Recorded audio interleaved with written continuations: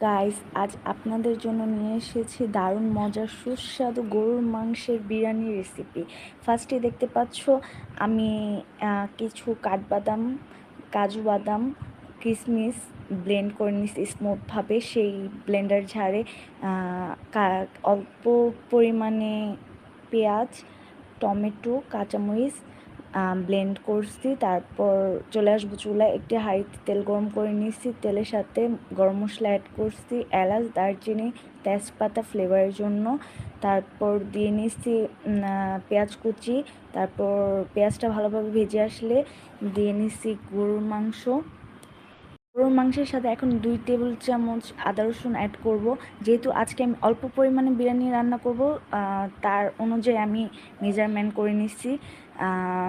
তোমরা চাইলে বাড়িয়ে কমিয়ে নিতে পারো মশলাটা, যার যেমন খেতে ইচ্ছে।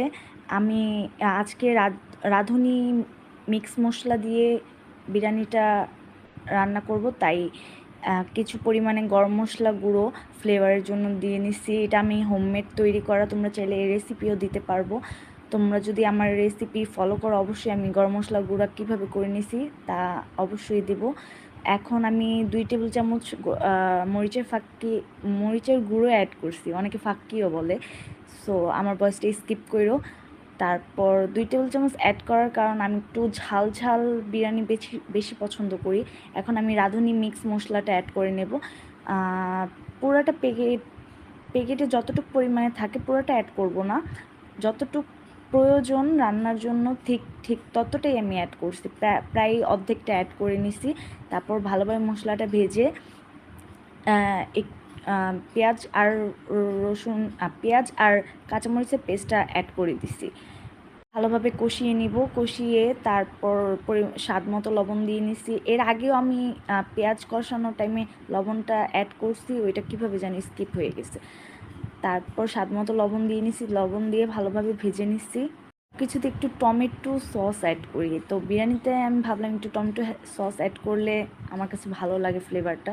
যাই হোক, আমি একটু টমেটো সস অ্যাড করে নিয়েছি, তারপর পরিমাণ মতো পানি অ্যাড করে দিয়েছি। তারপর ওই যে তোমরা ফার্স্টেই পেয়েছো যে দেখতে পেয়েছিলা বাদাম ব্লেন্ড করে নিয়েছিলাম, তার কিছুটা অংশ মিক্স করে দিয়েছি। দেখো, টক দইটা আমি ঘরে নিজে বানিয়েছি, কতটা স্মুথ হয়েছে। কিছু টক দই অ্যাড করে দিয়েছি কষানোর পর।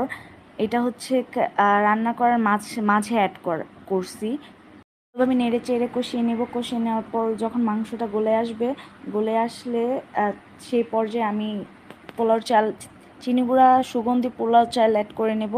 অ্যাড করে নেড়ে চেড়ে পরিমাণ মতো পানি দিয়ে শুকিয়ে নেব। পানিটা যখন শুকিয়ে আসবে তখন চুলার আঁচ মিডিয়াম রেখে ভালোভাবে দিয়ে নেব। যখন পানিটা একদম শুকিয়ে আসবে তখন ফ্লেভারের জন্য কিছু কাঁচামরিচ অ্যাড করছি।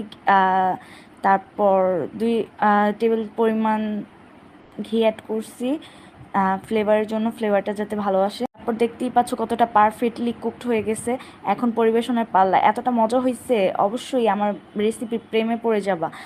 যারা এটা একবার হলেও ট্রাই করবে, এভাবে খেতে এতটা মজার, মুখে লেগে থাকার মতো। কতটা ঝরঝরে হয়েছে, পুরো পারফেক্ট কুকড হয়েছে। তোমরা চাইলে এভাবে আমার মতো বানিয়ে নিতে পারো, অবশ্যই তোমার প্রিয়জনরা পছন্দ করবে। প্রিয়জনদের বানিয়ে দিতে পারো, যারা নতুন রান্না করো তাদের জন্য হয়তো আমার ভিডিওটা অনেক উপকারে আসবে। যদি আমার ভিডিওটা ভালো লেগে থাকে অবশ্যই ফলো দিবা, লাইক দিতে ভুলবা না। আর তোমরা তোমাদের মতামত কমেন্ট করে জানাবা। ধন্যবাদ।